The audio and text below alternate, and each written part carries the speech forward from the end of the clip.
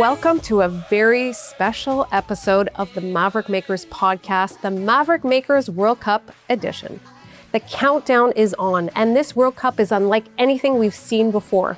For the first time ever, the world's biggest sporting event will be hosted across 3 countries: Canada, the United States, and Mexico, bringing the beautiful game to North America on a scale we've never experienced. For Canada, this is more than a tournament. It's a defining moment for soccer culture, for young players, for families, for fans, and for the future of the game in this country. Today, I'm joined by Carlo Rivas Jr., former professional player, coach, mentor, and technical director of CR Academy. To break it all down, we're talking predictions, favorite teams, players to watch, dark horses, big storylines, and what this World Cup could mean for the next generation of players. The world is coming here. The energy is building, and soccer in North America may never be the same. Let's go.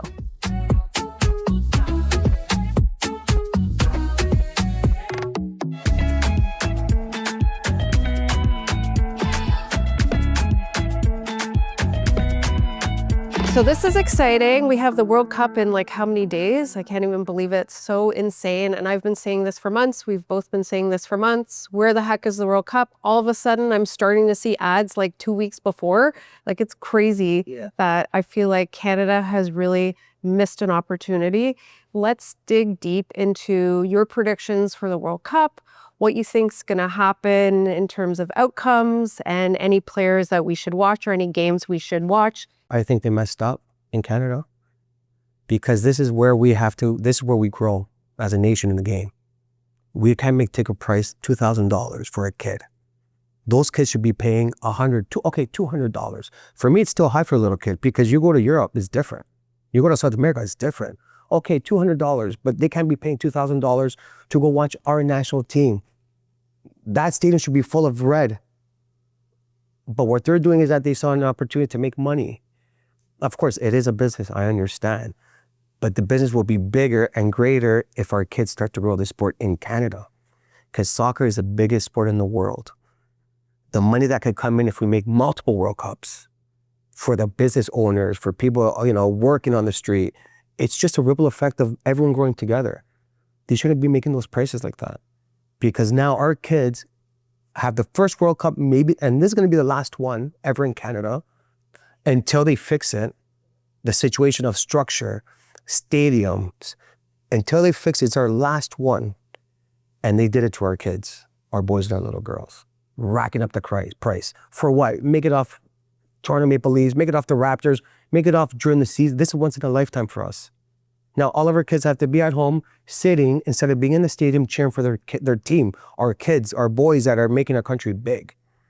And look, I'm getting goosebumps because it drives me nuts. This is where we grow as a nation of football. This is the greatest opportunity for every little boy in Toronto, even in Canada, to go to Vancouver, Montreal, to go watch, be outside, feel that love that all these fans are coming in with, that Brazilians, the Croatians, whatever, you name it.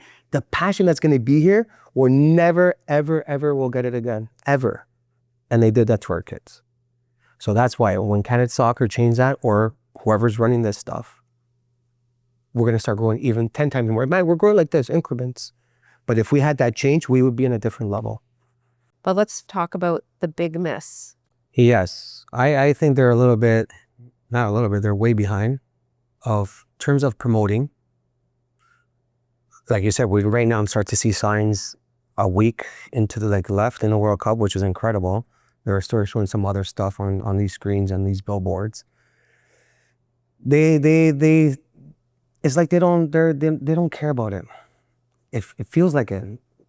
It's just, it feels there's no vibe. Like, it's a World Cup. They should be having events every day now. Going back to the kids. Do events for the little kids. Do something for you. You start to, oh my God, this is football. Like, it's in our city. I'm going to see, our Canadian national team or whoever's playing in Canada. But they're doing nothing. Like, I feel there's no love for this game here. If it was Toronto Maple Leafs in the playoffs, in the finals, I would be on the bars, it would be on the sign, it would be people handing out flyers, I don't know. But for the World Cup, not one, I drive down, I live close downtown, not one sign of Alfonso Davies or Buchanan or any of our boys, not one. You see maybe one here and there, but it should have been All this should be full of our boys across everywhere. You go to the airport, same thing. You go to the Atlanta airport, there was a countdown 250 days prior to the World Cup. They started their countdown 250 days. I didn't see one I travel. I didn't see one at the airport in Canada. What do you think is the big miss the city or is it FIFA? I think the city. Yeah. They're not prepared. We train at Centennial Park. That's one of their main training grounds. I don't know if you've seen it lately. They're still doing construction. It's incredible. They have teams that are going to be landing very soon. They need to be on a great pitch. This is professional players that need the pitch to be perfect to prepare for their game. I was just there. The pitch is not ready. Their line's a little bit crooked. I was legit just there. It's not even grass, it's yellow. Some parts are yellow. They have to water that thing all day. They're lacking that professionalism going back. They're not ready. When we had the World Cup, when they had exhibition games in Canada versus other teams, the national anthem was going on. There was thousands of people waiting outside and the stadium wasn't even full. So now what's going to happen in the World Cup? The transit, the highway. How am I going to get to the World Cup with my kids or my family or my friends? Do I have to walk from Sherway Mall all the way downtown? Or what do I do? They're not sending no reports. Guys, you should park here, giving, fans or people, some tips. Okay, don't go here, go here. I don't know. I haven't heard anything yet. On CB24, you turn it on, it's all negative stuff. Show some positive stuff with the World Cup at least. Maybe they are, but I've been watching. I don't know what's going on. So the city, for me, they dropped the ball on this. The stadium. Now you look at, the Mercedes-Benz Stadium, look at the Miller Stadium, like these guys are different level. What do you think optically that's going to look like on the world stage? I'm very, very, hopefully they're not going to kill us, but they're already ranking us the worst stadium in the World Cup. Canada was the worst World Cup? Why do you think that is? Because we don't have that. They don't understand that the level, the people that are running the FIFA in Toronto or whatever it is. I don't want to go against them, but look, we have the biggest event in the world in our house. And it's not showing, we're not doing it right. We're a beautiful city. We could have made this into a different level. Yeah. What do you think it was? Funding? No, I think they got funding. I think Centennial Park cost them $75 million to fix that whole thing. But I think we had funding. It's just that they were a little bit delayed. I don't think they had enough time to finish what they wanted to finish. Which team do you want to win? I'm going to say Argentina. Yeah? Yeah. For Messi. For Messi? Yeah. One last hurrah? Yeah. Listen, we all want the two GOATs, Ronaldo and Messi, to win. For me, I love Portugal to win because, my family, my wife and their family are from Portugal. And my son's getting his passport, Portuguese, and my little girl. But Messi for us, for our generation, for myself, my opinion, he's changed the way we love this game. How he gets hit, he gets back up, he doesn't dive around, roll. He's off of social media being, all this other stuff showing his bling or whatever it is. He's very humble with his wife and his kids. He shows that, football, you don't have to show what you own. Just stay low key and go on the field and show on the field. And that's what this guy's been doing for decades. And to maintain that level of professionalism is very hard. It's very hard. But this guy, Lynette, he keeps it. He keeps his mindset right on point. It's incredible. So for me, it would be him. My second team would be Portugal because of my family side. What about the underdog? Is there any underdog teams that you're like, oh, they got a chance? Colombia. Going back for that. No, but you know what? Colombia is a very, very interesting team. Recently, they've been coming out with great players. Great development program, of course, in Colombia right now. They're doing something very, very high end and very good because now their national team is a very interesting team to watch and play. I hope a South American team will be the underdog. Of course, Canada could be one of those teams. But we all expect Canada to be the underdog. But Colombia is going to surprise a lot of teams, I think, this year. Any new or up-and-coming young players that we should watch? There's a lot. There's a lot. Even in the Portuguese side, Vitinha. Oh, what a great midfield this guy is. He changed the level of center mids, how they play, how his action, how he moves, how he sees the game. He's not young. Of course, he already has 2 champions with this guy. But for me, in terms of center midfields in the previous World Cups that changed the game, was like the Iniestas, the Xavis. You saw that beautiful talent, Rakitic back in the time. This kid, this is the next guy for me. He's incredible, Vitinha. Because he was in my position. So I admire that. I admire his gameplay, how he moves his team. Any upsets, do you think, like, you know, certain players aren't playing this World Cup? I know my kids were talking about England. Yeah. England, the thing with England is that their pressure's high. To play in that jersey, it's a heavy jersey. Of course, all the national team jerseys are very heavy, but England is a very tough one because England's very, very passionate. You see their stadiums full. If you're in last place, you're in the championship, or they're all full. So the fan base is like in terms of the hockey world, Toronto Maple Leafs. They're so tough on their teams. That's why Toronto Maple Leafs is very hard to succeed because the media, the fans are always pushing. England's the same thing. The media, the fans are always on them, 24/7. For me, England's gonna be they will be a little bit. There might be a shock there. Because they have players that they didn't call up. Coach's decision, of course. He's a very big coach. But I think they're going to lack some quality in the middle. A guy that could bring the ball, filter through passes, like Palmer or Foden. I think they're going to struggle with that, with the attack.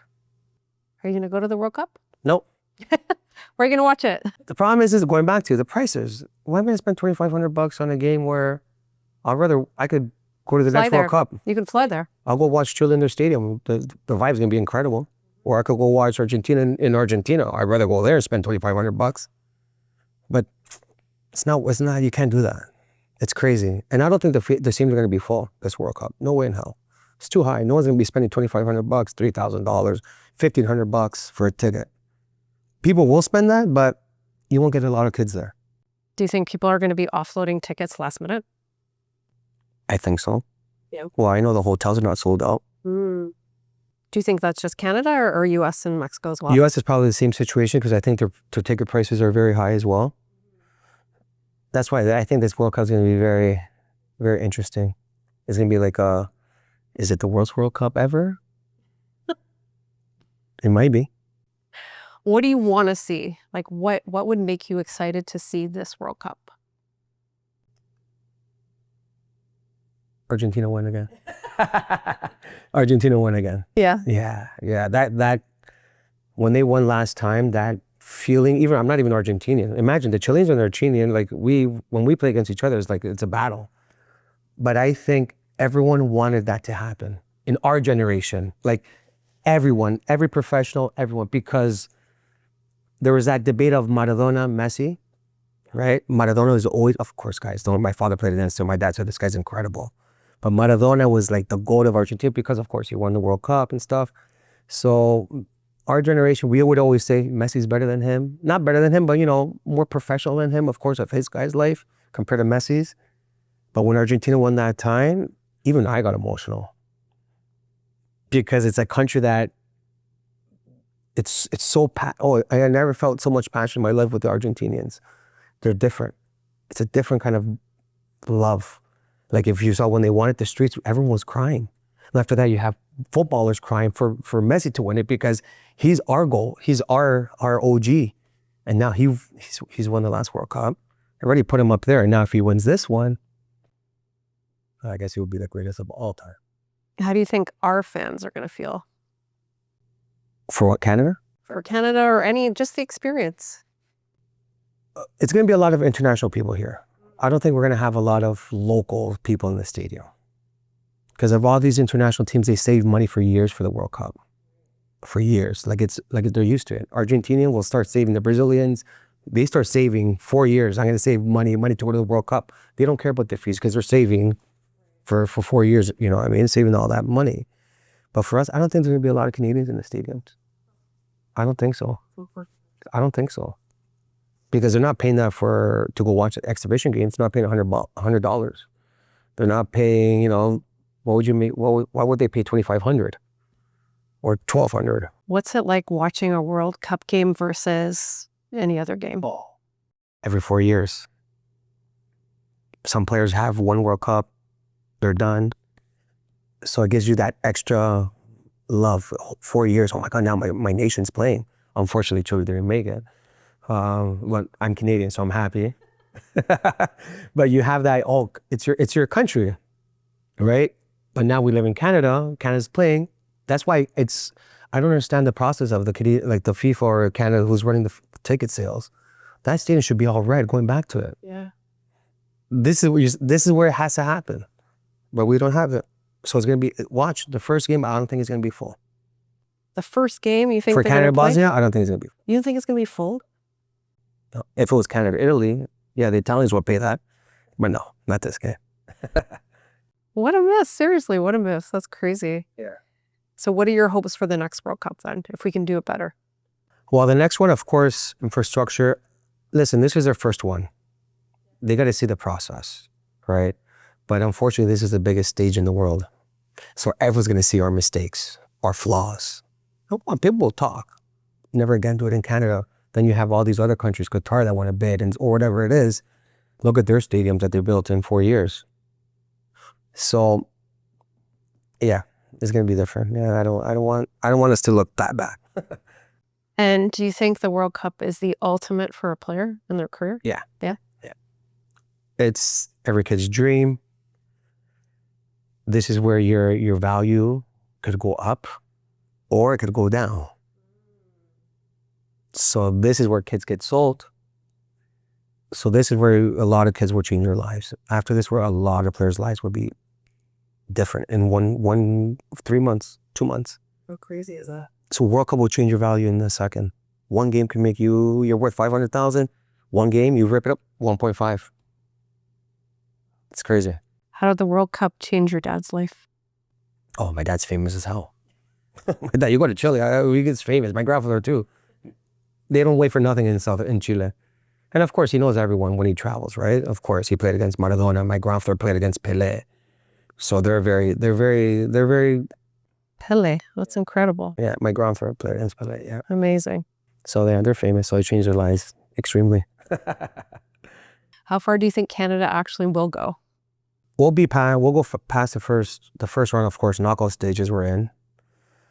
We have a great group of boys.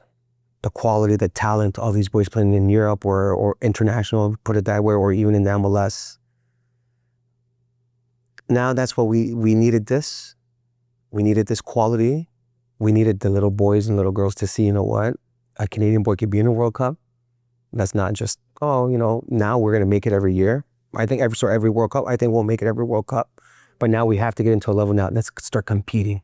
Let's start knocking out these big boys out of the group stages or the knockout stages. And we'll be there very soon. But not because of Canada Soccer. It's because these players are doing what they're doing on their own. Canada Soccer didn't get these players to where they are right now. They did it. One kid was playing here, he moved out. One kid came here, he left. So Canada Soccer can take part of that because all these boys that are playing now, they did their own thing. And what will the World Cup do for people's dreams, especially the little ones? Oh, they want to be those boys. They want to be those boys. They want to be on that pitch. You're on the biggest stage. Like the whole world is watching. The whole world. Time change, they'll wake up. People in Europe or in South America or in wherever, in any part of the world, they'll wake up to watch their team play. Doesn't matter the time. And it's crazy. Some cities, some countries, they're closed. Oh, this team is playing. Nobody's working. Let's go watch our team. Amazing. Yeah. Last question. What would be the biggest upset if Argentina didn't win? No. If who won? If Colombia wins. No, I'm joking. No, the biggest upset I think is that if these big boys get knocked out. The Canadians? No, if the Argentina or Portugal get knocked out the first round, I think that would be a killer for everyone. They'll be like, oh my God, our two goats are gone. So I think if Portugal and Argentina get knocked out the first round or the first round knockout stages, it will be like, I think everyone will be in shock because everyone expects these two teams to go a little bit further than that. Okay, you can't put your money on Argentina. You can't put your money on Spain. Colombia. Spain, the young boys. Okay. Beautiful team. Lamine? Yeah. That means he already is who he is as a kid. Now it's just for him to just become a different level player. To get into the status of Messi and the Ronaldo, he's still a baby. He's still a baby. This guy still has so many years to go. So Lamine Yamal will be something very... Everyone loves watching that kid play. All the little boys, even the adults. Like, you watch Barcelona to see what this kid's going to do. Because he's so young. He's so young. To have that confidence versus men, it's so hard. He calms down the game when he wants. He's a young kid. Usually the OGs do that. Let's relax and play. He does that. So he's a very special player, that boy. Yeah. So let's see what happens. Yeah, let's if see. you're going to win, we're going to make a bet. I'm going to say Argentina's taking it. Yeah? Yeah. Should I say Ecuador or Canada? No, say you got to pick Ecuador for your husband. Thank you so much for being on the podcast. No, thank you. We'll see you soon.